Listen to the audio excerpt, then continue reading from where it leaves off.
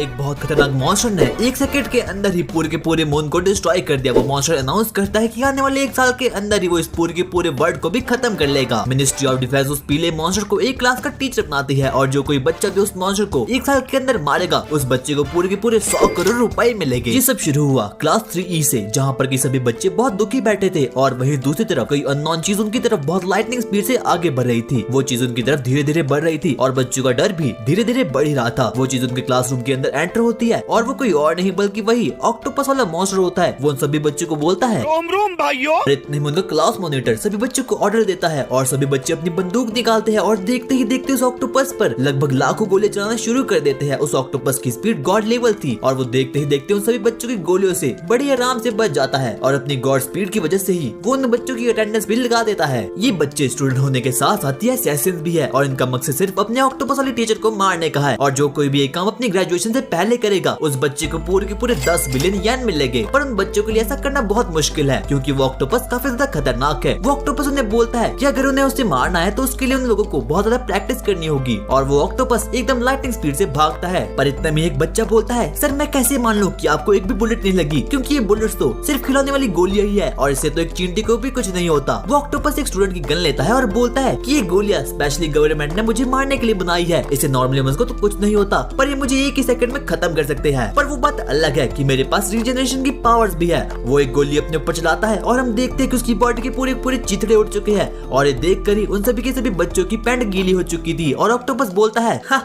Good luck मुझे graduation तक मारने के लिए। और उसके बाद ही वो ऑक्टोपस उन्हें पढ़ाना शुरू करता है। वो ऑक्टोपस बहुत अच्छा टीचर था और इतने में एक लड़की नागिसा को मून को देखने को बोलती है और वो मून आधा ही था क्योंकि आधा तो इस ऑक्टोपस ने उड़ा दिया था। जब वो लोग 3rd ईयर में पहुंचे तब उनके साथ 2 खतरनाक इंसिडेंट हुए थे। पहला था मून का 70% हिस्सा के टूट जाना और उसी दिन के बाद से वो मून आधा हो गया और ये न्यूज पूरी की पूरी दुनिया में बहुत तेजी से फैल रही थी पर किसी को पता नहीं था कि आखिरकार ये कांड किसने किया है। और उसी इंसिडेंट के अगले दिन वो ऑक्टोपस उनके क्लासरूम में आता है और बोलता है वो मैं ही हूँ जिसने पूरे के पूरे मून को तोड़ा और अगले साल अर्थ का भी यही हाल होने वाला है पर तब तक मैं इसी क्लास का टीचर बनकर रहूंगा। और सुनकर उन बच्चों को बिल्कुल भी विश्वास नहीं होता कि इसी नीले पकौड़े ने मून को तोड़ा है। पर इतने मिनिस्ट्री ऑफ डिफेंस का एक ऑफिसर जिसका नाम करासुमा था वो कहता है ये एक टॉप सीक्रेट इंफॉर्मेशन है और जो भी मॉन्स्टर बोल रहा है वो पूरा का पूरा सही है और अगले ही साल ये अर्थ को भी डिस्ट्रॉय कर देगा। पर उससे पहले हम चाहते हैं कि तुम लोग इस ऑक्टोपस को जान से मार डालो पर किसी को भी इसकी खबर नहीं होनी चाहिए क्योंकि अगर ऐसा हुआ तो पूरी दुनिया में बवाल मच जाएगा। इतने में ही करासुमा उस ऑक्टोपस को मारने की कोशिश करता है पर वो ऑक्टोपस काफी ज्यादा तेज था और करासुमा तो उसे पकड़ नहीं पाता और पता नहीं क्यों इस मॉन्स्टर को मेकअप करने की बहुत बुरी आदत थी और अगर वो ऑक्टोपस चाहे तो वो 1 सेकंड के अंदर ही स्टूडेंट्स को खत्म कर सकता है पर ऐसा करने में कोई भी मजा नहीं आएगा। तो इसीलिए उस ऑक्टोपस ने गवर्नमेंट को ऑफर दिया है कि 1 साल तक मैं इस स्कूल में टीचर बनकर काम करूंगा और उसके बाद मैं इस पूरी की पूरी अर्थ को खत्म कर दूंगा और उन बच्चों के पास 1 साल का टाइम है उस ऑक्टोपस को मारने के लिए। और गवर्नमेंट ने इसके ऑफर के लिए हाँ इसीलिए बोला है, पहला ये अगर स्कूल आएगा तो हम लोग इस पर नजर रख सकते हैं और दूसरा ये कि अगर वो टीचर बनकर काम करेगा तो 30 लोग इसे क्लोज रेंज में रहकर मार सकते हैं और इस मॉन्स्टर को मारने के लिए इन लोगों को 10 बिलियन येन मिलेंगे जिससे कि अंबानी जी की तरह शादी भी कर सकते हैं। और ऐसा हो भी क्यों नहीं, इसे मारना यानी कि अर्थ को बचाना है। और तब ये लोग उन बच्चों को कुछ स्पेशल वेपन देते हैं और वो भी सिर्फ और सिर्फ ऑक्टोपस को मारने के लिए। पर इस मिशन के बारे में किसी को भी पता नहीं लगना चाहिए, यहाँ तक कि इनकी फैमिलीज को भी नहीं। पर वो ऑक्टोपस किसी गॉड से कम नहीं था क्योंकि एक बार उसके पीछे गवर्नमेंट का सबसे पावरफुल जेट पड़ चुका था पर वो भी इस ऑक्टोपस की स्पीड को मैच नहीं कर पाया, बल्कि वो ऑक्टोपस तो इस जेट को हवा में ही साफ करने लग गया था। और अब लंच का समय हो चुका था तो इसीलिए वो उस ऑक्टोपस का मन समोसा खाने का कर रहा था। इसीलिए वो 2 सेकंड के अंदर ही जापान से इंडिया आता है और इतने में कुछ स्टूडेंट्स बोलते हैं कि हमारे टीचर बहुत खतरनाक है। वो उड़ते उड़ते ही टेस्ट को चेक कर देते हैं और उनकी वजह से एक स्टूडेंट की मैथ के टेस्ट में काफी अच्छे मार्क्स आए थे। पर नागिसा भी अपने मन में यही सोच रहा था कि इन सब के बावजूद भी वो लोग तो है स्कूल के लूजर ही। उसके बाद 3 लोग नागिसा को एक बहुत खतरनाक असैसिनेशन प्लान के बारे में बताते हैं। उनमें से एक बच्चा बोलता है इस बार हमने बहुत खतरनाक प्लान बनाया है और इस बार तो वो ऑक्टोपस जरूर मरेगा। पर नागिसा उन बच्चों से क्वेश्चन करता है कि आखिरकार तुम लोग मुझे अपने प्लान में शामिल क्यों कर रहे हो। और ऐसा इसीलिए था क्योंकि वो तीनों लोग तो बस नागिसा का फायदा उठा रहे थे और ऊपर से वो बच्चे इस पूरे स्कूल के लूजर थे क्योंकि वो क्लास 3E में थे जो कि स्कूल की सबसे लूजर क्लास है। और उन लोगों के स्कूल का कैंपस भी काफी बुरा था। वो लोग चाहते थे सिर्फ 10 बिलियन पैसे कमाना और वो उन्हें उस ऑक्टोपस को मार के मिलेंगे। वो बच्चा नागिसा को कुछ चीजें देता है और नागिसा को अपनी पुराने दिन की याद आती है जब उसे क्लास E में जाने का नोटिस मिला था। और उसी दिन के बाद से नागिसा से कोई भी बच्चा बातें नहीं करता था और बाकी सभी टीचर भी ये देखकर काफी ज्यादा खुश हो चुके थे कि अब से उन लोगों को नागिसा की शक्ल देखने को नहीं मिलेगी। नागिसा का मन उसमें कंज्यूम करने का बिल्कुल भी नहीं था। सीन प्रेजेंट में शिफ्ट होता है और हम देखते हैं कि वो ऑक्टोपस एक बहुत बड़ी मिसाइल को लेकर नागिसा के पास आ चुका है और वो बोलता है मिनिस्ट्री ऑफ डिफेंस काफी तो बेवकूफ है, क्योंकि उन्हें लगता है कि इस चिंदी सी मिसाइल से वो मेरा कुछ बिगाड़ पाएंगे। लंच खत्म होता है और क्लासरूम शुरू होता है। वो ऑक्टोपस उन सभी बच्चों को पोएम लिखने का काम देता है, पर इतने में एक लड़की जिसका नाम कियानो था वो बोलती है सर आपने तो हमें अपना रियल नाम बताया ही नहीं। वो ऑक्टोपस बोलता है कि मेरा कोई रियल नाम नहीं है और चाहो तो तुम मुझे खुद ही कोई निकनेम दे सकते हो। और इतना कहने के बाद ही वो ऑक्टोपस आराम से सोने लगता है। पर इतने में ही नागिसा अपने प्लान को शुरू करता है और वो उसकी तरफ एक बुक को पकड़ कर जाता है। और नागिसा ने इस बात को पहले भी नोटिस किया था कि लंच के बाद हमेशा वो ऑक्टोपस थोड़ी देर के लिए सोता है और यही बेस्ट मौका है उस ऑक्टोपस को मारने का। नागिसा जल्दी से अपनी पूरी की पूरी पावर से एक नाइफ से ऑक्टोपस पर अटैक करता है, पर वो ऑक्टोपस उसके वार को बहुत ही आसानी से डॉज कर देता है। वो बोलता है तुम्हें कुछ नया ट्राई करना चाहिए और इतने में नागिसा ऑक्टोपस के गले लगता है। और तभी हम देखते हैं कि नागिसा के गले में एक बहुत खतरनाक टाइम बॉम्ब को रखा है और तभी वो बच्चे उस टाइम बॉम्ब को एक्टिवेट करते हैं। वो बॉम्ब बहुत जोर से फटता है और एक बहुत बड़ा धमाका होता है। वो बच्चा बोलता है कि हमने उस नेड में ऑक्टोपस को मारने वाली बुलेट्स को रखा था और नागिसा को एक सुसाइड बॉम्बर बनाया था। अब 10 बिलियन येन हमारे हुए। लेकिन पास जाने पर वो बच्चा देखता है कि नागिसा तो बिल्कुल सुरक्षित है और किसी चीज में लिपटा है और उनका ऑक्टोपस सेंसे भी वहाँ पर नहीं था। और इतने में वो ऑक्टोपस बोलता है मैं हर एक महीने में मैं सांप की तरह अपनी स्किन छोड़ता हूँ और उसी से मैंने नागिसा की जान बचाई थी, क्योंकि तुम गधे बच्चों के प्लान से नागिसा की जान भी जा सकती थी। वो बच्चे छत की ओर देखते हैं और देखते हैं कि वो ऑक्टोपस तो बहुत गुस्से में है और ऐसा लग रहा था कि वो ऑक्टोपस तो उन बच्चों को कच्चा ही चबा जाएगा। और इतने में वो ऑक्टोपस गॉड स्पीड से शहर में चारों ओर घूमना शुरू करता है और कुछ नेम प्लेट्स को अपने स्टूडेंट के पास लाता है और बोलता है मैंने कसम खाई है कि मैं सिर्फ तुम्हें नहीं मारूंगा, पर अगर आगे से तुम्हारे प्लान में कभी भी किसी स्टूडेंट को जरा से भी खरोच आई तो मैं तुम्हारी फैमिली फ्रेंड किसी को भी तुम्हारी आंखों के सामने मारूंगा। और अब कहीं ना कहीं उन बच्चों को भी ये समझ आ चुका था कि ऑक्टोपस बहुत ज्यादा खतरनाक है। वो बच्चे रोने लगते हैं, पर इतने में वो ऑक्टोपस फिर से नॉर्मल होता है और बोलता है तुम्हारा प्लान तो काफी ज्यादा बढ़िया था और नागिसा वाह यार मस्त एक्टिंग की थी, मैं तो बिल्कुल पिघल ही गया, लेकिन तुमने अपनी टीममेट की सेफ्टी के बारे में तो सोचा ही नहीं। क्या होता अगर नागिसा मर जाता? और अगर तुम्हारे प्लान ऐसे ही काम करते रहे तो तुम लोग मुझे अपनी पूरी की पूरी जिंदगी में नहीं मार पाओगे। कुछ नया सोचो। और उसके बाद वो ऑक्टोपस वाला टीचर उन सभी बच्चों को उसे ही मारने के लिए मोटिवेट करता है और नागिसा को अभी भी समझ नहीं आ रहा था कि क्या सच में इस मॉन्स्टर ने मून को डिस्ट्रॉय किया भी है या फिर नहीं। हम एक फ्लैशबैक देखते हैं जहाँ पर एक लड़की मर रही थी, पर वो मरते मरते उस मॉन्स्टर को बोलती है कि अगर हो सके तो उन बच्चों को जरूर पढ़ाना। और उसी दिन के बाद से उस मॉन्स्टर ने डिसाइड कर लिया था कि वो बच्चों का टीचर बनेगा। और ये पूरी की पूरी स्टोरी क्या है ये तो हमें आगे ही पता चलेगी। और उसी दिन के बाद से ही उस पीले पकौड़े ने ये डिसाइड किया था कि वो बच्चों का टीचर बनेगा। और इतने में कियानो नाम की एक लड़की उस ऑक्टोपस को नाम देने के बारे में बहुत सोचती है और वो सोच कर एक नाम को डिसाइड करती है और वो नाम था कोरो सेंसे, जिसका मतलब था कभी ना मरने वाला सेंसे। अगले ही दिन कोरो सेंसे मजे से गार्डन में बैठकर जूस और न्यूज़पेपर का मजा उठा रहे थे और ये देख कर ही कि कोरो सेंसे भी बिजी है तो मौका देखकर कोरो सेंसे को मारने का प्लान करते हैं। सुगिनो एक बॉल के चारों ओर ऑक्टोपस को मारने वाली बुलेट को लगा देता है और उसके बाद बहुत जोर से कोरो सेंसे की ओर उस बॉल को फेंक देता है, लेकिन कोरो सेंसे एकदम गॉड स्पीड से उन दोनों के पीछे ही आ चुके थे और वो दोनों तो ये देख कर काफी ज्यादा शॉक्ड हो चुके थे। वो उन्हें बोलते हैं तुम्हारा प्लान तो काफी ज्यादा बढ़िया था पर तुम्हारी स्पीड कच्चियों से भी स्लो थी। इतने में तो मैं पीडी रूम से अपने पूरे के पूरे काम को निपटा कर आ गया और एक बेसबॉल ग्लव को भी ढूंढ लिया। और ये देखकर कि कोरो सेंसे के पास एक बेसबॉल ग्लव है, उन दोनों बच्चों की आंखें फटी की फटी रह चुकी थी।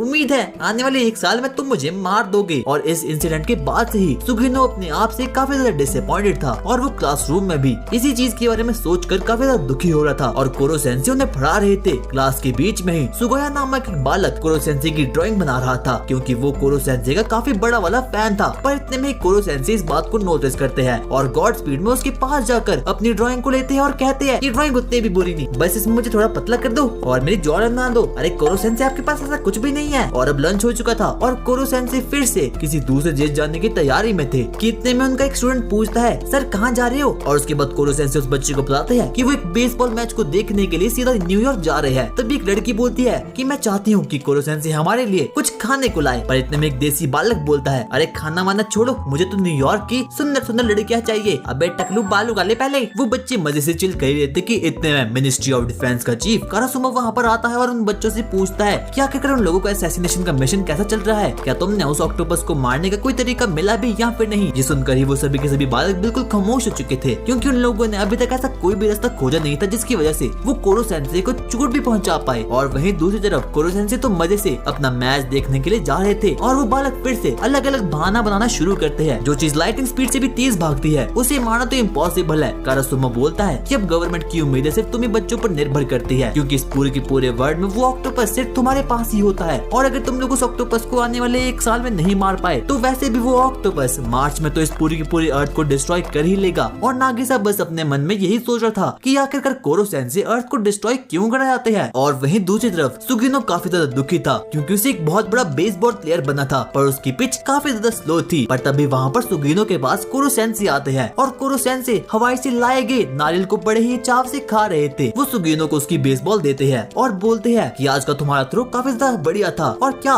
तुम कोई बेसबॉल प्लेयर बनना चाहते हो। और सुगिनो अपनी पूरी की पूरी दुख, दर्द, पीड़ा, कष्ट, संभावना कोरो-सेंसेई को बताना शुरू करता है और बोलता है कि एग्जाम के पहले तक तो वो अपने स्कूल के क्लब में बहुत बढ़िया से बेसबॉल खेलता था, पर जब वो फेल हुआ तो वो क्लास ई में आ गया और क्लास ई के बच्चे किसी भी स्पोर्ट्स की एक्टिविटीज में पार्टिसिपेट नहीं कर सकते। और वैसे भी उसकी बॉल फेंकने की स्पीड तो काफी ज्यादा स्लो है और वो बच्चा तो उतना अच्छा बेसबॉल भी नहीं खेलता और सभी लोगों से छक्के खाता है। कोरो-सेंसेई बोलते हैं कि मैं तुम्हें कुछ एडवाइस दूंगा। और वहीं दूसरी तरफ नागिसा अपने क्लासरूम में था और वो अपने मन में यही सोच रहा था कि आखिरकार कोरो-सेंसेई और सुगिनो आपस में बातें क्या कर रहे हैं। जैसे वो बाहर जाता है तो वो देखता है कि कोरो-सेंसेई ने सुगिनो को बहुत अजीब तरीके से पकड़ा हुआ है और वो सोचता है कि वो उसे मारने वाले हैं। तब तो वो और गहराई से देखता है कि कोरो-सेंसेई पक्का सुगिनो के साथ कुछ तो कर रहे हैं। भाई क्या कर रही है? दरअसल कोरो-सेंसेई अपने टेंटिकल्स का यूज करके सुगिनो की बॉडी को एग्जामिन कर रही है और उसी के साथ साथ वो सुगिनो की बॉडी के बारे में और ज्यादा जान रहे हैं ताकि वो उसे एक बढ़िया सा बेसबॉल प्लेयर बना सके। वो सुगिनो को बोलते हैं, सुगिनो कल तुम एक बेसबॉल प्लेयर को कॉपी करे थे ना, अगर तुम उस प्लेयर को कॉपी नहीं करोगे तो तुम और भी अच्छे से चीजों को थ्रो कर पाओगे, क्योंकि उस प्लेयर के शोल्डर्स तुमसे काफी ज्यादा खतरनाक है और तुम उस प्लेयर के जैसा कभी भी नहीं बन पाओगे। और सुनकर ही सुगिनो काफी ज्यादा शॉक में आ चुका था, क्योंकि वो उस प्लेयर को अपना आइडल मानता था और बचपन से ही उसके जैसा बनना चाहता था। पर कोरो-सेंसेई का मतलब ये नहीं। नागिसा बोलता है, आप इतने श्योर कैसे हो सकते हो? और कोरो-सेंसेई आप भी हम लोगों को बाकी टीचर्स की तरह सिर्फ साकुरारा समझते हो, यानी कि ट्रैश। कोरो-सेंसेई उन लोगों को समझाते हुए बोलते हैं, क्योंकि मैं कल खुद उस प्लेयर को एग्जामिन करके आया हूँ, मैंने उसे भी अपने टेंटिकल्स में लपेटा था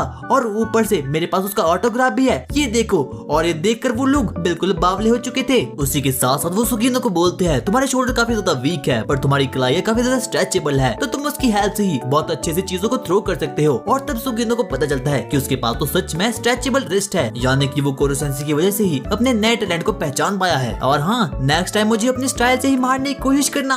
और तभी हमें पता चलता है कि कोरो-सेंसेई तो न्यूयॉर्क सिर्फ इसीलिए गए थे ताकि वो सुगिनो को एडवाइस दे सके और उसकी बेसबॉल स्किल को और ज्यादा बेहतर कर सके। और इसी बीच कोरो-सेंसेई को उस खतरनाक दिन की याद आती है और नागिसा उनसे पूछना शुरू करता है कि आखिरकार आप टीचर क्यों बने। और तब वो नागिसा को बोलते हैं, मैंने किसी से वादा किया था कि मैं एक अच्छा टीचर बनूंगा। और कोरो-सेंसेई की ऐसी बातें सुनकर नागिसा के मन में उनके प्रति रिस्पेक्ट और ज्यादा बढ़ चुकी थी। और वहीं दूसरी तरफ सुगिनो कोरो-सेंसेई की दी गई एडवाइस पर काम कर रहा था और इस बार तो वो बहुत खतरनाक स्पीड में बॉल को फेंक रहा था। नागिसा अपने मन में यही सोच रहा था कि भले ही कोरो-सेंसेई कितने भी ज्यादा बुरे हो पर वो एक बहुत बेहतरीन टीचर है। और अगले ही सुबह कोरो-सेंसेई नॉर्थ पोल वाली बर्फ से आइसक्रीम बना रहे थे, तभी बाकी सभी बच्चे उन पर अटैक करने का प्लान बनाते हैं। वो बच्चे हंसते हंसते कोरो-सेंसेई के पास आते हैं और कोरो-सेंसेई यही सोच रहे थे कि अब इन बच्चों ने मुझे अपना दोस्त बना लिया है। और ये देखकर ही कोरो-सेंसेई भी इमोशनल हो जाते हैं। लेकिन तभी वो बच्चे अपने जेब से चाकू निकालते हैं और अपनी असलियत को कोरो-सेंसेई के सामने दिखाते हैं। पर कोरो-सेंसेई एकदम गॉड थे, तो वो बहुत आराम से उन सभी बच्चों के अटैक्स को डॉज कर देते हैं, क्योंकि उन बच्चों की मुस्कानें झूठी थी। अबे स्माइल अंग्रेजो, फोन के हाथों से चाकू निकालते हैं और उनके हाथों में फूल थमा लेते हैं और बोलते हैं, बच्चों के हाथों में चाकू नहीं फूल होने चाहिए। लेकिन गलती से वो ऑक्टोपस सेंसेई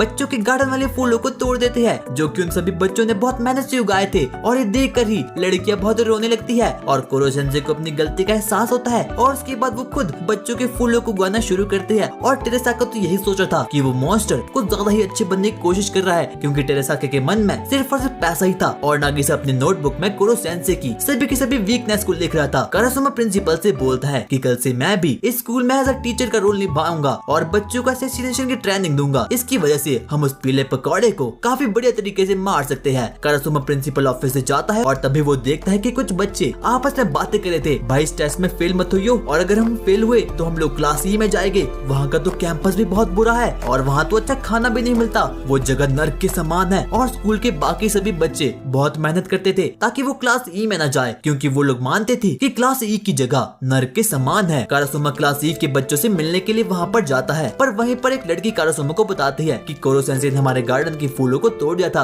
और इसीलिए वो सभी के सभी बच्चे कुरो सेंसे को पनिशमेंट दे रहे हैं। कुरो सेंसे एक रस्सी पर बंधे थे और बाकी सभी के सभी लोग नीचे से कुरो सेंसे पर वार करने की कोशिश कर रहे थे, पर कोई भी स्टूडेंट उन्हें टच भी नहीं कर पा रहा था। भाई क्या लोग ये, अचानक से उस पेड़ की टहनी टूटती है और कुरो सेंसे अचानक से नीचे गिर जाते हैं और उसके बाद सभी के सभी बच्चे एकदम बावले हो चुके थे और कुरो सेंसे को मारने के लिए उन पर टूट पड़े थे। और कुरो सेंसे के दो वीक पॉइंट्स ये थे कि पहला, जब वो शो ऑफ करते हैं और तब वो जरूर कोई ना कोई गलती करते हैं, और दूसरा कि कुरो सेंसे के पास बिल्कुल एकदम पिद्दे सा दिमाग है और वो अपने दिमाग का यूज कभी नहीं करते। और कुरो सेंसे इस बार तो बाल बाल उन स्टूडेंट से मरते मरते बच चुके थे और उसके बाद वो पीला पकौड़ा वहाँ से गायब हो जाता है। क्लास ई के सभी स्टूडेंट्स काफी ज्यादा मोटिवेटेड हो चुके थे क्योंकि वो लोग अब कुरो सेंसे को मारने के धीरे धीरे आगे बढ़ रहे थे। और देखकर कारासुमा को काफी ज्यादा अजीब लगता है क्योंकि उसे लगा था कि ये सभी बच्चे तो स्कूल के लूजर हैं और ये दुखी हो गए, पर कुरो सेंसे के आने के बाद से ही ये सभी के सभी लोग काफी खुश रहने लगे हैं। हम मिनिस्ट्री ऑफ डिफेंस को देखते हैं और गवर्नमेंट ने एक बहुत खतरनाक असैसिन बच्चे को कुरो सेंसे को मारने को बोला है और ये बच्चा बहुत खतरनाक है क्योंकि इसका बचपन का सपना यही है कि ये किसी टीचर को मारना चाहता है। और अब इस खेल में काफी ज्यादा मजा आएगा।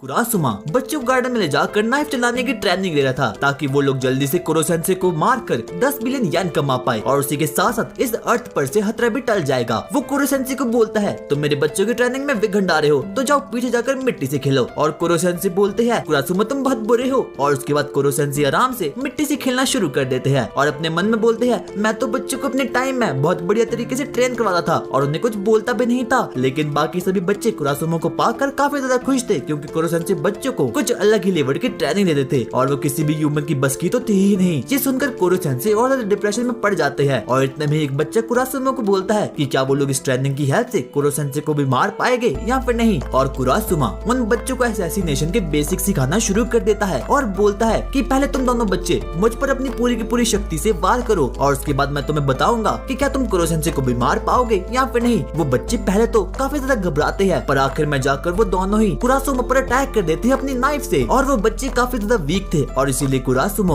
उन दोनों बच्चों को ही अकेले ही पेल देता है और बोलता है, अगर तुम मुझे ही नहीं हरा सकते तो उस ऑक्टोपस को हराना तो छोड़ ही दो। बाकी सभी बच्चे कुरासुमा की टेक्निक देखकर काफी ज्यादा इम्प्रेस्ड हो चुके थे और कुरो सेंसे ने तो अभी तक एक मिट्टी का कैसल भी बना लिया था और आज से कुरासुमा ही उन बच्चों को असैसिनेशन स्किल सिखाएगा। क्लास खत्म होने के बाद कुछ लड़कियां कुरासुमा की तारीफ करती है और कुरो सेंसे को ये सुनकर बिल्कुल अच्छा नहीं लगता और वो बोलते हैं, एक कुरासुमा तो मेरे स्टूडेंट को मत चुराओ। कुरासुमा कुरो सेंसे पर नाइफ फेंकता है पर कुरो सेंसे तो बड़े आराम से उसे पकड़ लेते हैं और उसके बाद कुरासुमा बोलता है, पीले पकौड़े मैं तुझे एक दिन जरूर मारूंगा। और कुरो सेंसे बोलते हैं, अपने सपने में मुझे रोज मारना कुरासुमा। वहीं दूसरी तरफ जब नागिसा अपने क्लासरूम में जा ही रहा था कि इतने में उसकी मुलाकात कर्मा नाम के एक बालक से होती है और ये बच्चा वही था जिसे की गवर्नमेंट ने कुरो सेंसे को मारने के लिए सुपारी दी थी। और ये बच्चा एक बहुत खतरनाक असैसिन होता है। वो कुरो सेंसे से मिलता है और उन्हें हाय हेलो बोलने के लिए उनके पास जाता है। अरे आप तो सच में एक ऑक्टोपस हो, मैं आपका बहुत बड़ा फैन हूँ, प्लीज मुझसे हाथ मिला लो। और जब कुरो सेंसे कर्मा से हाथ मिलाते हैं तो कुरो सेंसे का हाथ बिल्कुल टूट जाता है और उसके बाद कर्मा एक के बाद एक करके कुरो सेंसे पर वार करना शुरू करता है। और ऐसा इसीलिए था क्योंकि कर्मा ने अपने हाथों के चारों ओर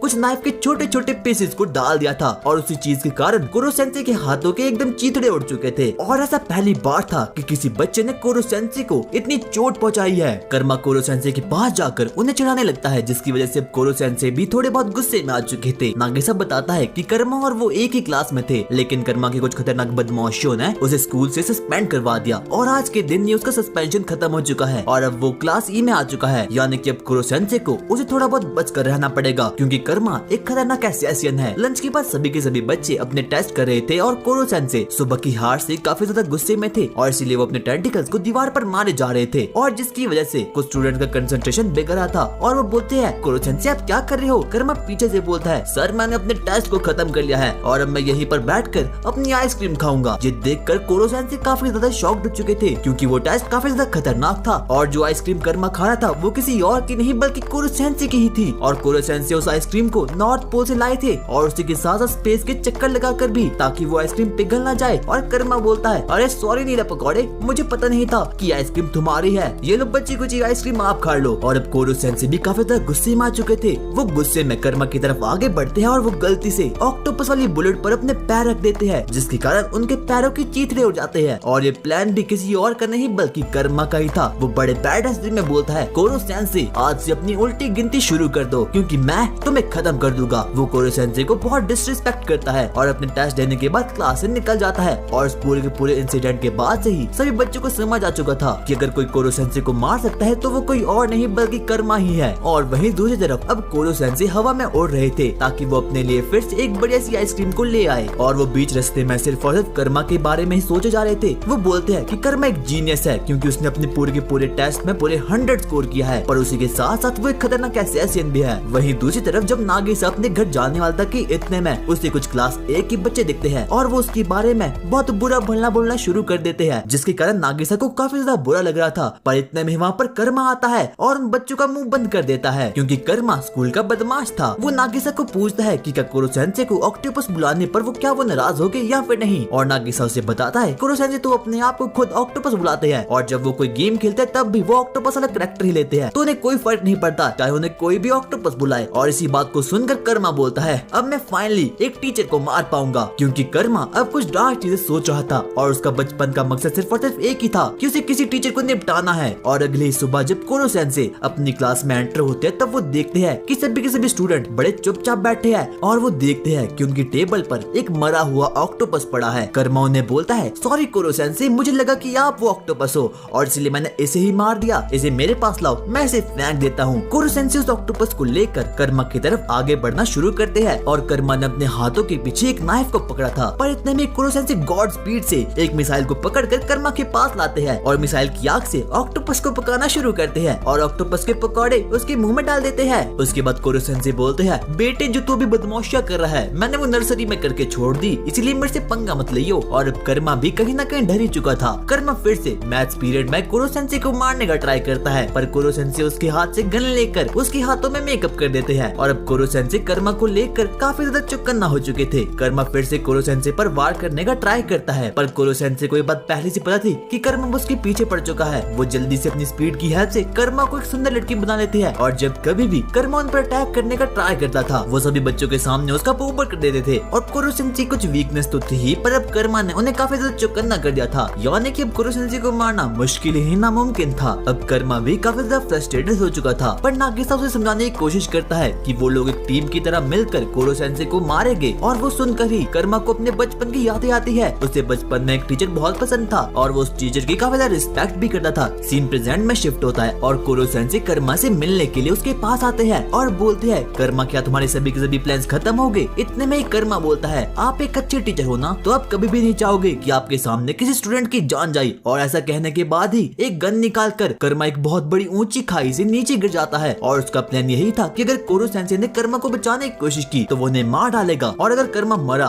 तो कोरो सेंसे अपने आप को एज अ टीचर कभी भी स्वीकार नहीं कर पाएंगे। यानी कि इस प्लान से तो कोरो सेंसे को दोनों ही तरफ से मार खानी पड़ेगी। और ये सुनकर ही कर्मा को उसके बचपन की यादें आती है कि कैसे उसकी फेवरेट टीचर ने उसे ही स्कूल से सस्पेंड कर दिया था। दरअसल कर्मा ने कुछ बच्चों को पीट दिया था और वो भी अपने सेल्फ डिफेंस वाले थॉट्स में। पर इस इंसिडेंट के बाद ही उस फेवरेट टीचर ने ही कर्मा को स्कूल से सस्पेंड करवा दिया और इसी इंसिडेंट के बाद से ही कर्मा सभी टीचर से काफी ज्यादा नफरत करता है। सीन प्रेजेंट में शिफ्ट होता है और हम देखते हैं कि कर्मा नीचे खाई में गिरते ही जा रहा है कि इतने में कोरो सेंसे ने तो कर्मा को अपने चिपचिपे टेंटिकल से बचा लिया था, जिससे कि अब कर्मा की जान भी बच चुकी है। और कर्मा कोरो सेंसे के टेंटिकल्स में लिपटा हुआ है और अब तो वो अपने हाथ भी नहीं छुड़ा सकता। पर आखिर में जाकर कर्मा बच चुका है और तब कर्मा को रियलाइज होता है कि कोरो सेंसे बाकी टीचर से काफी ज्यादा अलग है और वो कोरो सेंसे के अंदर के टीचर को कभी भी मार नहीं पाएगा। और अब वो इस थॉट को भी छोड़ देता है कि वो कभी कोरो सेंसे को मार पाएगा। यानी कि इस जंग में कोरो सेंसे जीत चुके हैं, पर आगे आने वाली जंग काफी ज्यादा खतरनाक होने वाली है। अगले दिन कोरो सेंसे सुपरमार्केट से शॉपिंग करके आए रहते कि इतने में वो देखते हैं कि कुछ लड़के एक लड़की को छेड़ रहे थे और कोरो सेंसे एक चैड आदमी थे, तो वो उन गुंडों को एक गाड़ी में पैक कर देते हैं और बाहर से उस पूरी की पूरी गाड़ी को सजाकर उन गुंडों को पेल देते हैं। वो लड़की उनके गले लगती है और बोलती है कि मेरी जान बचाने के लिए बहुत शुक्रिया। और तब कोरो सेंसे को स्वर्ग का अनुभव होता है और वो लड़की उनसे बोलती है कि आपको पता है कि कुकी जी को हाई स्कूल कहाँ है? और ये वही स्कूल था जिसमें कोरो सेंसे भी पढ़ाते थे।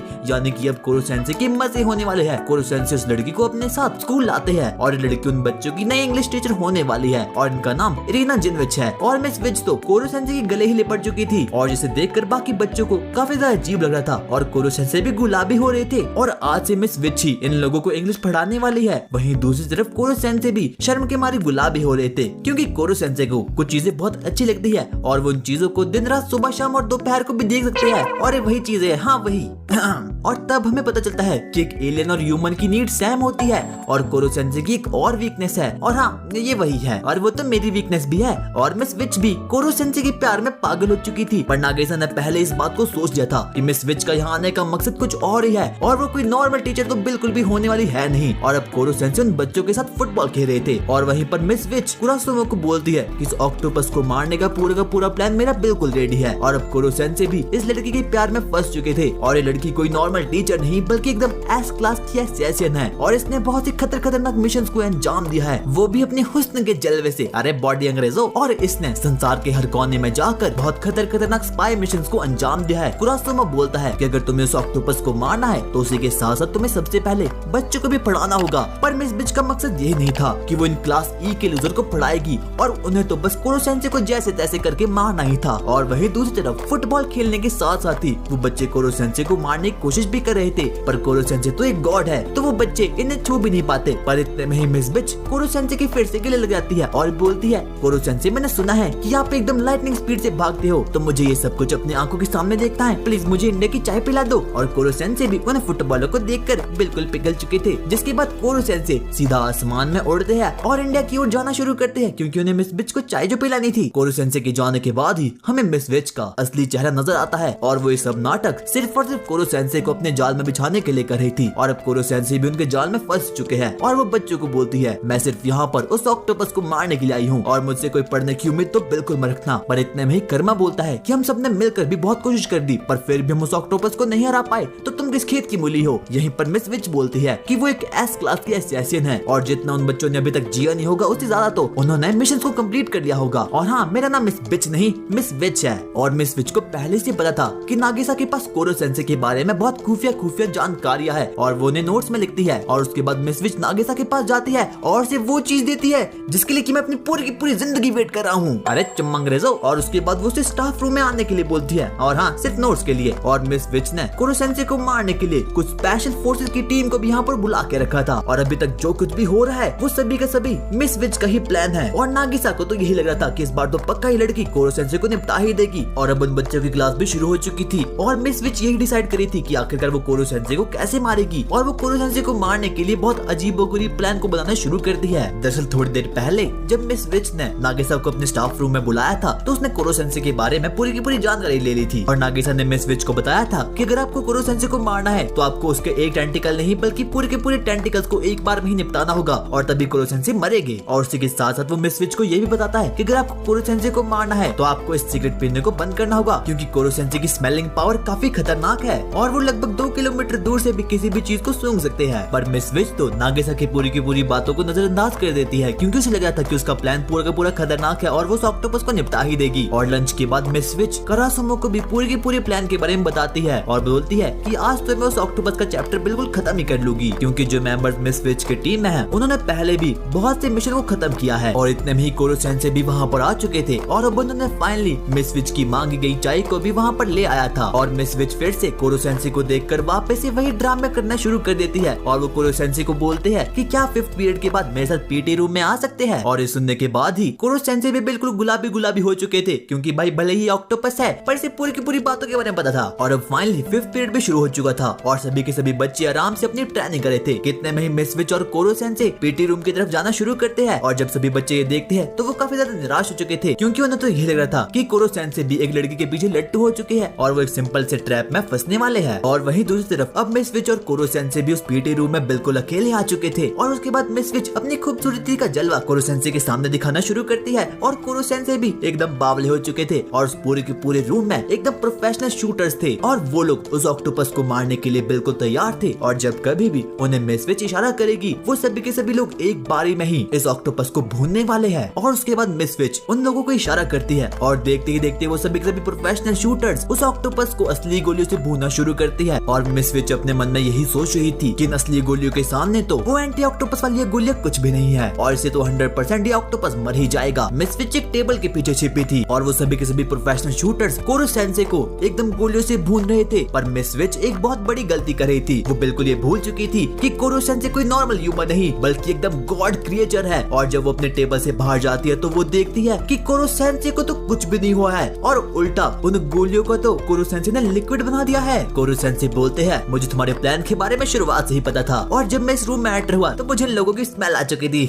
मैं तुम्हारे प्लान में फंसने की सिर्फ एक्टिंग कर रहा था। तुमसे अच्छा तो इन बच्चों का प्लान होता है। कम से कम ये लोग मेरी कमजोरी पर तो वार करते हैं, पर तुमने तो मुझ पर उल्टा असली गोली से ही वार कर दिया। और अब मेरी बारी है, मैं तुम्हें कुछ क्रेजी चीज दिखाऊंगा। और उसके बाद कोरोसेंसे सबसे पहले मिस विच को पीटी की ड्रेस बनाते हैं और उसके बाद उन्हें एक तगड़ी सी मसाज देते हैं, जिसकी वजह से मिस विच तो ठीक से खड़े भी नहीं हो पा रही थी और ये सिर्फ मसाज ही थी, कुछ और नहीं। और मिस विच की भी स्टूडेंट के सामने काफी ज्यादा बेइज्जती हो चुकी थी, तो वो कसम खाती है कि वो एक दिन जरूर उस ऑक्टोपस को मार डालेगी। सीन शिफ्ट होता है, हम देखते हैं कि अब क्लास तो शुरू हो चुकी है और मिस विच काफी ज्यादा गुस्से में है और वो कोरोसेंसे को मारने के लिए एक और नया प्लान बनाने की शुरुआत करती है। पर उनमें से एक बच्चा बोलता है कि प्लीज मिस विच हमारा टाइम वेस्ट मत करो, अगर आप कुछ पढ़ाना नहीं है तो प्लीज कोरोसेंसे को बुला लो, वो कम से कम हम लोगों को कुछ नया तो सिखाएंगे, हमारे एंट्रेंस एग्जाम भी नजदीक आ रहे हैं। और इतने में ही मिस विच उन बच्चों के बारे में बहुत बुरा भला बोलना शुरू कर देती है और बोलती है, क्या तुम्हारे लिए पृथ्वी से ज्यादा इंपॉर्टेंट एग्जाम है? और हाँ, मैं तो भूल ही गई, तुम क्लास ही के लूजर्स हो, तो तुम लोगों के अंदर तो बिल्कुल भी दिमाग नहीं होगा, जैसा मैं कहती हूँ वैसा ही करो। और इस सुनकर ही वो सभी के सभी क्लास के स्टूडेंट्स काफी ज्यादा गुस्से में आ चुके थे और वो मिस विच पर इरेजर मारना शुरू कर देते हैं और उन्हें क्लास से भगा लेते हैं। सीन शिफ्ट होता है ऑफिस में और हम देखते हैं कि कुरासुमा और मिस विच आपस में बातें कर रहे हैं और कुरासुमा मिस विच को ये समझाने की कोशिश कर रहे हैं कि अगर तुमको इस स्कूल में ज्यादा दिन तक टिकना है तो सबसे पहले तुम्हें उन बच्चों से माफी मांगनी होगी और उन बच्चों को काफी बढ़िया तरीके से पढ़ाना होगा। पर मिस विच बोलती है, तुम्हें क्या लगता है कि क्या मैं कोई नौटंकीबाज हूँ? मैं एक एस क्लास की एसेसियन हूँ और मुझे सिर्फ उस ऑक्टोपस को मारना है। और उसके बाद कुरासुमा मिस विच को कोरोसेंसे के पास लाता है और उसे दिखाता है कि हर दिन दोपहर को कोरोसेंसे अपने स्टूडेंट्स के लिए काफी बढ़िया बढ़िया एग्जाम बनाते हैं ताकि उनके स्टूडेंट्स के लेवल काफी अच्छे हो सके। और वो ऑक्टोपस जिसके पास इतनी शक्ति है कि वो इस पूरे के पूरे अर्थ को डिस्ट्रॉय कर सकता है, वो सबसे पहले अपने स्टूडेंट्स पर ध्यान देता है ताकि वो उन स्कूल के लूजर से विनर बना सके, क्योंकि इन बच्चों के साथ सोसाइटी बिल्कुल भी अच्छा व्यवहार नहीं करती। कुरासुमा मिस विच को पूरे के पूरे स्कूल के बारे में दिखाता है और सिखाता है कि कैसे कोरोसेंसे ने इन बच्चों को जीने की एक नई उम्मीद दी है। पहले ये सभी के सभी बच्चे काफी ज्यादा डिप्रेस थे, पर जब से कोरोसेंसे आया है तब से लोगों को मेहनत करने की एक नई राह मिली है। और अब मिस विच को भी अपनी गलती का एहसास होता है। वो क्लास सी के क्लासरूम में जाती है और सबसे पहले उन बच्चों से माफी मांगती है और बोलती है कि मैं तुम्हें काफी अच्छी इंग्लिश सिखाऊंगी। पर ये सुनकर ही वो सभी के सभी बच्चे हंसने लगते हैं और बोलते हैं कि अब आप एकदम बिल्कुल टीचर लग रहे हो, पर अभी भी हम लोग आपको मिस बिच ही बुलाएंगे और मिस बिच क्लास सी में आपका स्वागत है। और ये सुनकर ही मिस बिच यानी कि विच काफी तक गुस्सा हो चुकी थी और अब कोरोसेंसे को भी मिस विच को देखकर काफी बढ़िया लगता है। लेकिन पीछे से कुरासुमा अपने पॉकेट से गन निकालता है और इतने में कोरोसेंसे बोलते हैं, ओए चुप हो जा। और आखिरकार मेरा मिशन सफल हुआ। मैं चाहता था कि बच्चे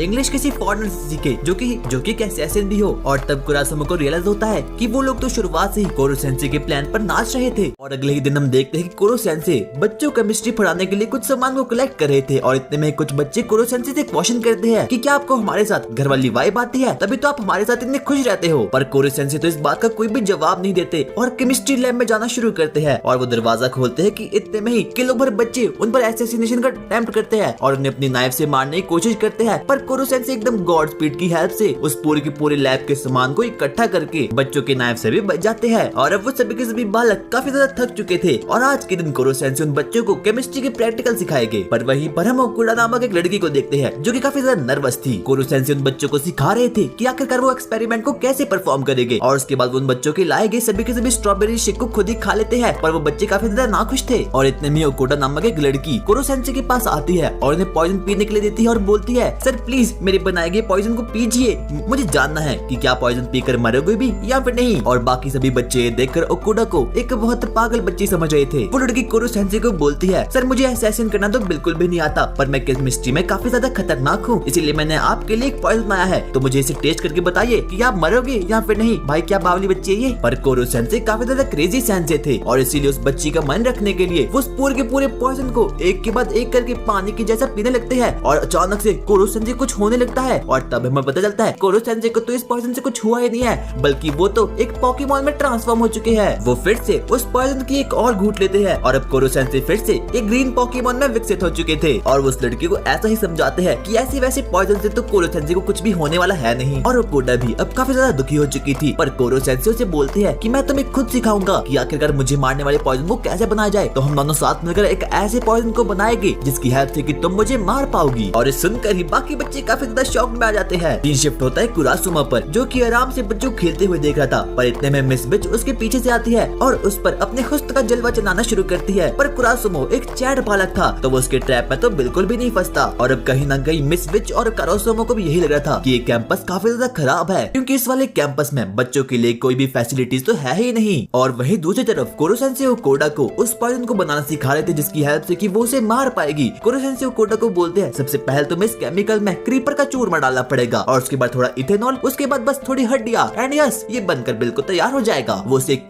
पूरा पेज दे देते हैं जिसमें कि उस पॉइजन को बनाने की पूरी रेसिपी थी। और अगले ही दिन ओकोडा उस पॉइजन को बनाकर बिल्कुल रेडी कर देती है और अपनी केमिस्ट्री लैब में उसे ले आती है। और बाकी बच्चे जब उस पेपर को देखते हैं तब वो नोटिस करते हैं कि कुरो-सेंसेई ने तो उस पेज में एक मांगा को बनाया है, और उस मांगा में भी यही लिखा था कि आखिरकार उस पॉइजन को कैसे बनाया जाए। कुरो-सेंसेई क्लास में एंटर होते हैं और ओकोडा उस पॉइजन को कुरो-सेंसेई को देती है, और कुरो-सेंसेई भी देखकर काफी ज्यादा खुश हो चुके थे कि ओकोडा ने फाइनली उस पॉइजन को बना ही लिया है। और उसके बाद कुरो-सेंसेई उस पूरे के पूरे पॉइजन को एक बार में ही अपने मुंह के अंदर डाल देते हैं। कुरो-सेंसेई को कुछ तो होने लगता है और उनके अंदर से एक बहुत खतरनाक ऑरा बाहर आने लगता है। और उस पॉइजन की हेल्प से कुरो-सेंसेई मरने वाले तो बिल्कुल भी नहीं थे, बल्कि वो तो अपनी अलग ही स्टेज तक पहुंच चुके थे और आखिर में जाकर कुरो-सेंसेई एक लिक्विड में बदल चुके थे। और बाकी सभी के सभी बच्चे ये देखकर काफी ज्यादा शॉक्ड हो चुके थे। और अब कुरो-सेंसेई की एक नई फॉर्म अनलॉक हो चुकी थी, जिसकी हेल्प से अब वो किसी भी छोटे से छोटे प्लेसेस में भी जा सकते थे। अब उनकी स्पीड भी काफी ज्यादा हाई हो चुकी है। अब उनके अंदर भी काफी खतरनाक किस्म की पावर आने लगी है। और जो पॉइजन ओकोडा ने बनाया था वो कुरो-सेंसेई को तो कभी भी मार नहीं सकता था, बल्कि वो तो कुरो-सेंसेई की पावर को और भी ज्यादा एनहांस करने के लिए बनाया था। और ये सब कुछ शुरुआत से ही कुरो-सेंसेई का प्लान ही था। वो नागिसा से पूछते हैं कि नागिसा जब तुमने मुझे पॉइजन दिया था तो तुमने मुझे कैसे अप्रोच किया था। नागिसा उसे बताता है कि कुरो-सेंसेई जब मैंने आपको पॉइजन दिया था तो सबसे पहले मैंने एक ग्लास में कुछ मीठी चीजों को लिया था जो कि आपको काफी ज्यादा पसंद थी, और उसके बाद मीठी मीठी बातें करके आपका दिल जीत कर आपको पॉइजन पिलाया था। और इस बात से कुरो-सेंसेई कोडा को बस यही समझाना चाहते हैं कि अगर तुम्हें किसी को पॉइजन देना है तो सबसे पहले तुम्हें उसका विश्वास जीतना होगा, और उसके बाद ही वो उस पॉइजन को पिएगा। और अगर तुम्हें मुझे मारना है तो सबसे पहले तुम्हें अपनी लैंग्वेज स्किल को काफी ज्यादा सुधारना होगा। और अब कोडा और बाकी बच्चे भी कहीं ना कहीं समझ चुके थे, और अब बाकी सभी बच्चों को भी ये समझ आ चुका था कि कुरो-सेंसेई को मारना बहुत दूर की बात है। सबसे पहले उन लोगों को बहुत कुछ नई चीजों को सीखना होगा। उसके अगले ही दिन हम देखते हैं कि क्लास ए के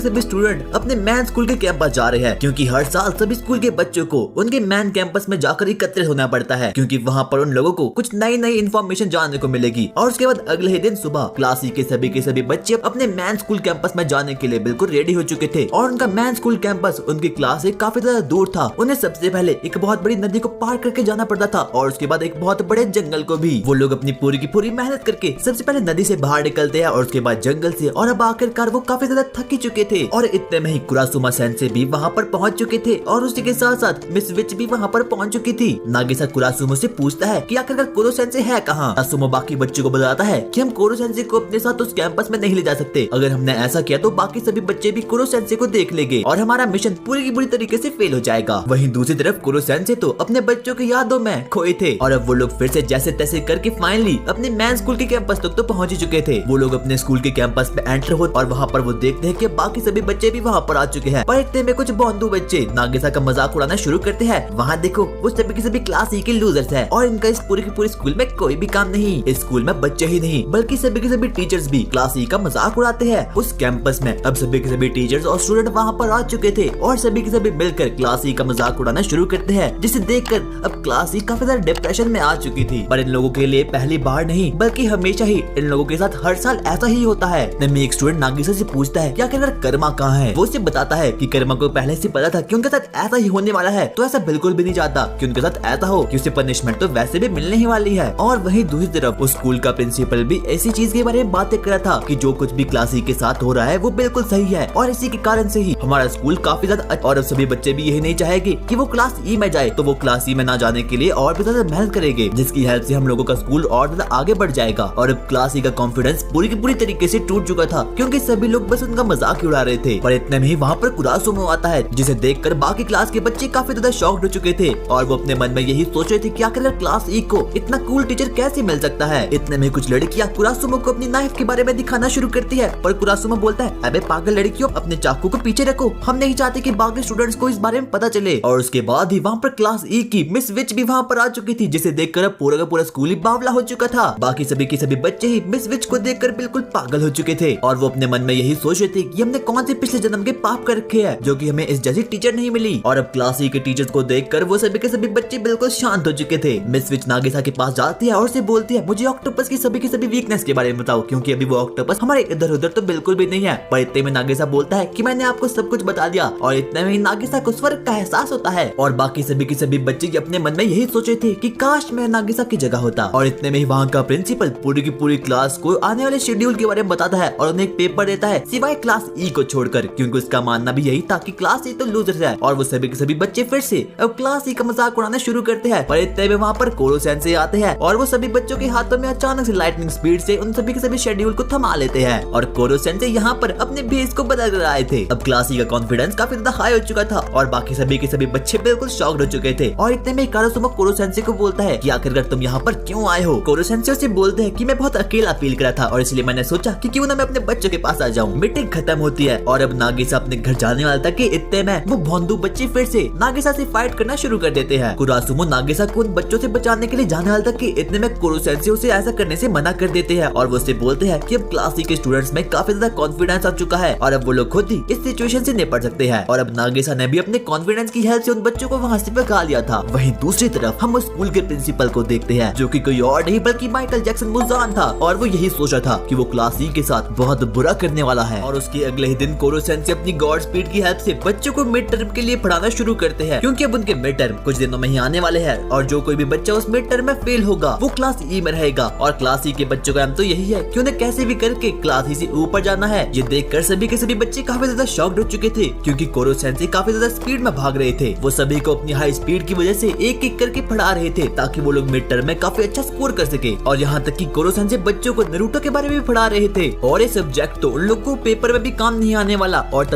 तभी कर्मा कोरो सेंसेई पर अपनी नाइफ से अटैक करता है। पर कोरो सेंसेई उन लोगों को समझाने की कोशिश करते हैं कि अभी मैं तुम लोगों को मिड टर्म के लिए प्रैक्टिस करवा रहा हूँ, तो कोई भी अभी मुझ पर अटैक नहीं करेगा। और नागिसा कोरो सेंसेई से पूछता है, कोरो सेंसेई आप सभी बच्चों को एक एक कर पढ़ा रहे हैं, तो क्या इसकी वजह से आप थकते रहे? और तभी कोरो सेंसेई बोलते हैं कि मेरा एक कॉपी क्लोन बाहर मजे से चिल करा है। और तभी नागिसा सोचता है कि अब कोरो सेंसेई दिन प्रतिदिन काफी ज्यादा खतरनाक हो रहे हैं और वो ऐसा इसीलिए कर रहे हैं, और वैसे भी कुछ दिनों में तो उन्हें अर्थ को डिस्ट्रॉय करना ही है। क्लासरूम खत्म होता है और कोरो सेंसेई भी क्लास से बाहर निकल रहे होते हैं कि इतने में हम देखते हैं कि प्रिंसिपल ऑफिस में जाकर स्कूल का प्रिंसिपल कुरासुमा और मिस विच से कुछ तो बातें कर रहा है और कोरो सेंसेई भी वहाँ पर आ चुके थे। और ये प्रिंसिपल काफी ज्यादा खतरनाक था, क्योंकि इसका मकसद एक ही था कि इसे कैसे भी करके क्लास सी को क्लास ई में ही रखना है और कोरो सेंसेई को कैसे भी करके खत्म करना है। और कोरो सेंसेई एज अ टीचर उस प्रिंसिपल काफी ज्यादा रिस्पेक्ट करते थे। वो कोरो सेंसेई से बोलता है, कुरासुमा तो तुम्हें वो ऑक्टोपस हो जिसने मून को खत्म किया था। मैं मानता हूँ कि तुम्हारी स्पीड काफी ज्यादा खतरनाक है, पर ऐसी बहुत सी चीजें हैं जिसमें कि तुम अपनी स्पीड से कभी भी जीत नहीं सकते। और हाँ, मेरी ये बात नोटिस करके रखना, मैं तुम्हारे बच्चों को क्लास ई में ही रखूंगा, चाहे मुझे उसके लिए कुछ भी करना पड़े। और ऐसा कहने के बाद ही वो प्रिंसिपल उस रूम से निकल जाता है और उसने कोरो सेंसेई और कुरासुमा को बहुत ज्यादा धमकाया भी था। और अब कोरो सेंसेई को भी कहीं ना कहीं तो पता चल ही चुका था कि ये प्रिंसिपल क्लास ई के बारे में बिल्कुल भी कुछ नहीं सोचता। उसी के साथ साथ वो प्रिंसिपल कोरो सेंसेई को ये भी बोलता है कि अगर किसी को भी क्लास ई से क्लास डी तक पहुंचता है या फिर कोई भी हाई क्लास में पहुंचना है, तो सबसे पहले उन लोगों को टेस्ट में 95 स्कोर करना होगा। और हाँ, उन एग्जाम्स को मैं खुद डिसाइड करने वाला हूँ। और अब क्लास ई के लिए ये वाला कंपटीशन काफी ज्यादा खतरनाक होने वाला है, क्योंकि बाकी की सभी क्लास काफी ज्यादा मेहनत करने वाली है ताकि वो लोग क्लास ई में ना पहुंचे। और वैसे भी क्लास ई के सभी स्टूडेंट्स तो है ही भोंदू, तो कोरो सेंसेई के लिए भी बहुत खतरनाक टास्क होने वाला है कि वो क्लास ई के सभी बच्चों की 95 परसेंटाइल आए। और उसी के साथ साथ वो कहता है कि क्लास ई के एक स्टूडेंट ने क्लास ए के एक टॉपर को बहुत बुरी तरीके से धमकाया था। और वही नागिसा वाले किस्से को बहुत बड़ा चढ़ाकर बोल रहा है और नागिसा ये सभी की सभी बातें कमरे के बाहर से सुन रहा था और वो भी बिल्कुल शॉक्ड हो चुका था, क्योंकि जैसा जैसा वो प्रिंसिपल बोल रहा था वैसा तो कुछ हुआ ही नहीं था। और जाते जाते वो लास्ट टाइम कोरो सेंसेई को बोलता है कि मेरी पॉलिटिक्स के अंदर तो क्लास ई के बच्चे कभी भी 95 परसेंटाइल कभी भी स्कोर नहीं कर पाएंगे। वो जाते जाते कोरो सेंसेई को एक अजीब सी पजल को सॉल्व करने के लिए दे देता है और कोरो सेंसेई भी अपनी पूरी की पूरी स्पीड लगाकर उस पजल को बिल्कुल भी सॉल्व नहीं कर पाते। वो रूम से बाहर निकलता है और वहाँ पर वो देखता है कि वहाँ पर तो नागिसा है। वो उसे बड़े ही अजीब वे में गुड लक बोलता है उसके मिड टर्म एग्जाम के लिए, पर नागिसा को पहले ही पता चल चुका था ये गुड लक किसी अलग के व्यवहार से बोला गया है। और वो प्रिंसिपल तो ऐसा बिल्कुल भी नहीं चाहता कि क्लास ई के बच्चे 95 परसेंटाइल स्कोर भी करे। और अब कोरो सेंसेई ने भी ये बिल्कुल ठान लिया था कि वो क्लास ई के सभी बच्चों के 95 परसेंटाइल लाएंगे। अगले ही दिन हम देखते कि कोरो सेंसेई क्लास ई के बच्चों के पीछे काफी ज्यादा मेहनत कर रहे हैं और अब तो कोरो सेंसेई की स्पीड भी काफी ज्यादा खतरनाक हो चुकी है। और इतने में एक लड़की कोरो सेंसेई को बोलती है, कोरो सेंसेई मुझे लगता है कि आप कुछ ज्यादा ही कर रहे हो। और उसी के साथ साथ बाकी सभी के सभी बच्चे भी काफी ज्यादा मेहनत कर रहे थे। क्लास खत्म होने के बाद हम लोग देखते हैं हैं कि अब कोरो सेंसे काफी ज्यादा थक चुके हैं और वो रेस्ट कर रहे हैं क्योंकि उन्होंने अपने बच्चों के लिए काफी ज्यादा मेहनत कर ली है। और तभी कुछ बच्चे कोरो सेंसे से पूछते हैं कि आखिरकार आप हम लोगों के लिए इतनी मेहनत क्यों कर रहे हो। और तभी कोरो सेंसे बोलते हैं कि अगर तुम सभी के सभी बच्चों के एग्जाम में काफी अच्छे मार्क्स आएंगे तो तुम लोग मेरी रिस्पेक्ट करोगे और उसी के साथ साथ तुम लोग इस थॉट को भी छोड़ दोगे कि तुम मुझे मार सकते हो। पर उन क्लास ई के बुद्धू बच्चों की थिंकिंग तो कुछ और ही थी। उनका मानना था कि पढ़ाई से तो कुछ नहीं होता और हम लोग क्लास ई में ही रुकना चाहते हैं। पर अगर हम लोगों ने कोरो सेंसे को मारा तो हमें पूरे के पूरे 10 बिलियन येन मिलेंगे और उसके बाद हम लोग अपनी पूरी की पूरी लाइफ बड़े ही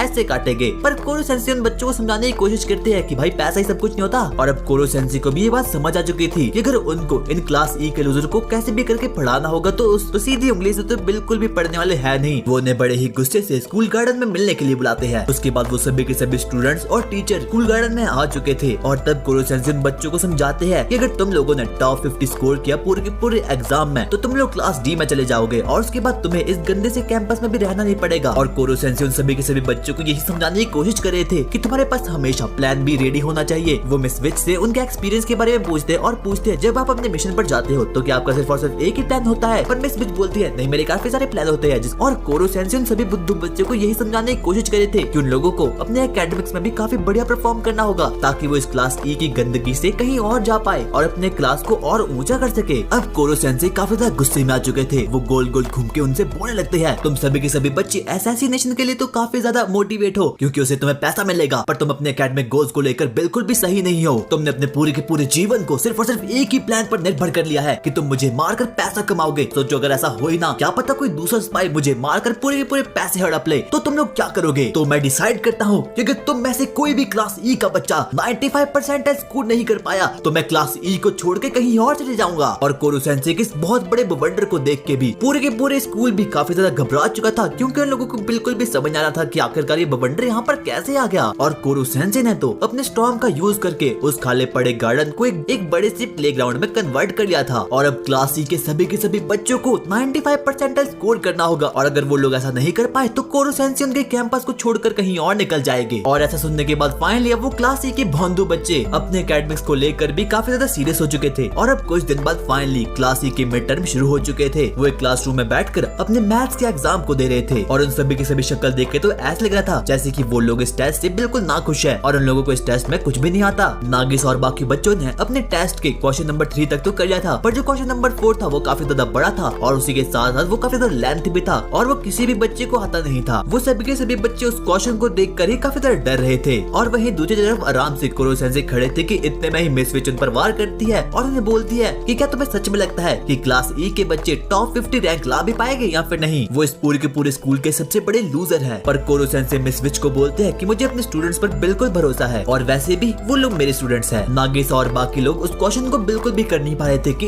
इतने में उन सभी लोगों को कोरो सेंसे की बातें याद आती है। कोरो सेंसे ने उन बच्चों को बताया था कि किसी भी लेंथी क्वेश्चन को सबसे पहले एकदम छोटे छोटे पीसेस में काट लो और उसके बाद ही उसे करना शुरू कर लो। और वहीं पर हम देखते हैं कि बाकी सभी बच्चों को भी उस क्वेश्चन का आंसर आ चुका था और जो उनका टीचर था वो ये देखकर बिल्कुल शॉक्ड हो चुका था कि आखिरकार क्लास ई के बच्चे इस लेंथी क्वेश्चन को कर कैसे रहे हैं। वो सभी के सभी बच्चे बहुत मोटिवेट होकर अपने टेस्ट को करना शुरू करते हैं। कितने में ही वो उस टेस्ट के लास्ट क्वेश्चन को देखते हैं और वो क्वेश्चन तो उनके सिलेबस में था ही नहीं और वो क्वेश्चन खुद प्रिंसिपल ने ही सेट किया था। और अब वो सभी के सभी लोग काफी ज्यादा दुखी हो चुके थे क्योंकि उस लास्ट क्वेश्चन की वजह से वो लोग टॉप 50 में तो क्या टॉप 100 में नहीं आ पाए थे। कुरासुमो सेंसे एजुकेशन मिनिस्ट्री को कॉल करते हैं और वो उनसे उसी आउट ऑफ सिलेबस के क्वेश्चन के बारे में पूछ रहे थे कि इतने में वो बताते हैं कि प्रिंसिपल सर ने इस क्वेश्चन को खुद सेट किया था, पर किसी ने भी क्लास ई के स्टूडेंट्स और टीचर को ये नहीं बताया कि ये क्वेश्चन भी उनके सिलेबस में ऐड हो चुका है। और ये सब कुछ प्रिंसिपल की सोची समझी साजिश थी। और अब कोरो सेंसे के साथ साथ ही बाकी की क्लास ए भी बिल्कुल दुखी हो चुकी थी। पर इतने में ही कर्मा कोरो सेंसे पर पीछे से नाइफ फेंकता है और उन्हें बोलता है कि आप तो बिल्कुल फट्टू टीचर हो। वो कोरो सेंसे को अपने एग्जाम्स के मार्क्स दिखाता है और वो देखते हैं कि कर्मा ने तो हर सब्जेक्ट में 95 से ज्यादा परसेंटाइल स्कोर किया है। और कर्मा बोलता है चाहे मेरे कितने भी ज्यादा मार्क्स आ जाए पर मैं तो क्लास ई में ही रहूंगा। और कोरो सेंसे आपका क्या प्लान है, क्या आप क्लास ई से निकल जाओगे? मुझे पता है ये सिर्फ और सिर्फ आपका बहाना ही है, आप यहाँ से इसलिए जा रहे हो क्योंकि आप डरते हो कि मैं आपको मार दूंगा। और उसके बाद सभी के सभी क्लासमेट्स कोरो सेंसे का मजाक उड़ाना शुरू करते हैं और बोलते हैं आप हमसे डरते हो। पर कोरो सेंसे बोलते हैं ओए मैं नहीं जाऊंगा कहीं और मैं यहीं पर रहूंगा